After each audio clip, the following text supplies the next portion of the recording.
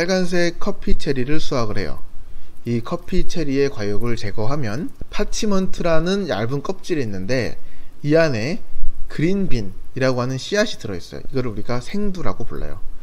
이 씨앗을 일정 시간 동안 볶으면 고소한 냄새가 나는데요. 이 그린빈이 갈색으로 변할 때쯤에서 이 원두를 그라인더로 분쇄를 시키는 거예요. 이 분쇄된 가루에다가 뜨거운 물을 붓고 원두 속에 있는 향이랑 음료를 마시는 게 커피예요. 우리가 아이스 아메리카노 하나 주세요 그렇게 하면 뭐 공장에서 찍어내듯이 해서 화학 첨가물 탁탁 넣고 해서 만드는 게 아니거든요. 우리가 커피를 만드는 과정이라고 하는 게 밥을 짓고 뜸을 들이고 이렇게 해서 맛있는 쌀밥을 만드는 것과 같이 일종의 요리의 과정이다, 이렇게 볼 수가 있습니다. 에티오피아에서 시작한 커피의 역사가 예만을 거치고 유럽으로 들어가는 과정에서 커피 제조법이 다양해져요. 이에 따라서 커피를 마시는 문화와 역사가 시작을 해요. 미국 같은 경우에는 전세계 커피 수요의 거의 30% 가까이를 차지하고 있어요. 우리가 중학교 역사교과에서 배우는 보스턴 차 사건 같은 경우에도 커피의 역할이 조금 있었거든요. 이 커피가 미국 역사를 어떻게 바꾸었으며 미국은 다시 세계사를 어떻게 바꿨는지 이렇게 보자면은 커피가 단순한 음료라기보다 우리 인류와 꽤 오랫동안 함께했던 독특한 음료라는 사실을 알 수가 있어요. 유럽의 다른 나라들이 커피의 향이랑 맛에 매료가 되던 시기에 영국은 차 문화가 발달을 했었거든요. 그래서 청나라에서 들어오는 홍차의 매력에 빠져 있었어요. 영국 같은 경우에는 비교적 늦게 커피의 영향을 받았는데요. 같은 시기에 영국의 식민지였던 미국도 커피보다는 홍차가 크게 히트를 하고 있었단 말이에요. 그래서 영국 정부가 전쟁을 통해서 얻게 된 막대한 부채를 감당하기 위해서 식민지들에게 과도한 세금을 부과했는데요. 여기에는 설탕세나 인지세도 있었는데 차에다가도 세금을 부과를 했어요.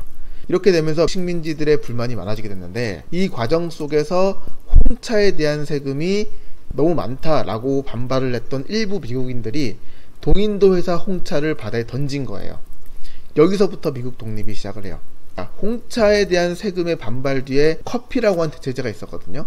그래서 보스턴 차 사건 뒤에 이 커피가 흔히 에스프레소에 물을 첨가해서 먹었는데 우리 아메리카노라고 부르는 것의 어원이 됐어요. 커피는 뜨거운 물에다가 직접 커피 가루를 넣고 끓인 다음에 커피 찌꺼기를 건져 마시는 방법이 있고요. 아니면 차가운 물에다가 장시간 담궈 넣어가지고 커피콩을 불려요. 그러고 난 다음 마시는 방법이 있어요. 저 같은 경우에는 이제 베트남 여행을 갔었는데 이 다낭에서 루아 커피를 마신 적이 있었거든요. 이 사양 고양이라고 하는 고양이가 커피콩을 먹고 배설한 원두를 가지고 만드는 건데요. 이 루아 커피 같은 경우에는 우리가 고양이똥 커피라고 부르기도 해요.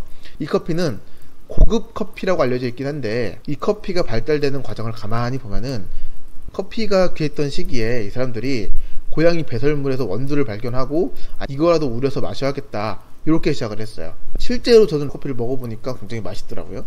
쓴맛도 없고 설탕을 넣지 않았는데 이 단맛이 맛이 잊혀지진 않는데 한국에 와가지고는 비슷한 커피를 좀 찾아보려고 했는데 좀 찾기 힘들더라고요. 사실은 왜 그랬는지 보면 커피가 가지고 있는 맛이라고 하는 게 절대적인 게 아니라 시간이랑 장소가 굉장히 중요하다. 그래서 어디서 누구랑 먹었는지 굉장히 중요하고 그 커피의 맛을 오래 기억하게 하도록 하는 것과 같다. 저는 그렇게 생각을 합니다.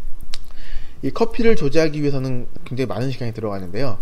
고운 커피 가루에다가 뜨거운 물을 넣어요. 그 다음에 이게 스며들도록 오랫동안 머물게 하면은 쓴맛이 너무 강하고 이걸 또 빨리 건져내면 밍밍해요. 또 적절한 순간을 잘 포착하는 게 커피 맛을 결정하는 거예요. 근데 여기에 빠르고 적당한 속도로 원액을 내리는 방법을 이탈리아에서 고안을 했어요. 그래서 빠르게 커피 원액을 밖으로 뽑아낸다 라고 하는 의미를 가진 접두사 X, 여기에다가 누른다, 이제 압력을 가한다 라고 하는 프레스가 합쳐져서 익스프레소가 된 거죠. 그래서 요게 우리 에스프레소라고 부르는 건데 빠르게 고압의 전기랑 물을 투입시켜 가지고 커피의 맛과 향을 손실하지 않으면서 원액을 뽑아낸다, 이런 뜻이에요. 사실 커피는 그 나라의 문화랑 역사를 겪으면서 발전을 해왔는데 비엔나 커피로 알려져 있는 커피 같은 경우에는 마차에서 내리기 힘들었던 마블을 위해서 생크림을 이 에스프레소 위에 얹으면서 시작을 했어요. 이렇게 생크림을 얹으면 이제 말이 거칠게 움직여도 그 흔들림에도 쏟지 않는 방법이었다, 이렇게 얘기를 하거든요. 일본 같은 경우에는 캔커피 요거를 개발했던 최초의 국가고요. 우리나라 같은 경우에는 믹스커피를 개발했던 최초의 국가고요. 이렇게 문화와 습관을 담고 있는데 비대면으로 자동차 판기를 이용해서 커피를 판매하려던 일본인들의 습성이랑 빠르고 합리적이고 효율적으로 커피를 마셔야 했던 한국인들의 문화가 여기 커피에 들어가 있다 라고 저는 생각을 합니다. 우리나라에서 커피 같은 경우는 우리가 음료로 사용을 하지만 실제로는 각성을 일으키는 각성제나 다름이 없죠. 그러니까 천재라고 하는 사람들이 보통 커피 중독자인 경우가 많았어요. 책을 읽는 동안 책의 이해를 돕게 하기도 하고 어떤 일을 할 때 집중력을 높여주기도 하죠. 오늘 영상 여기까지 하겠습니다. 감사합니다.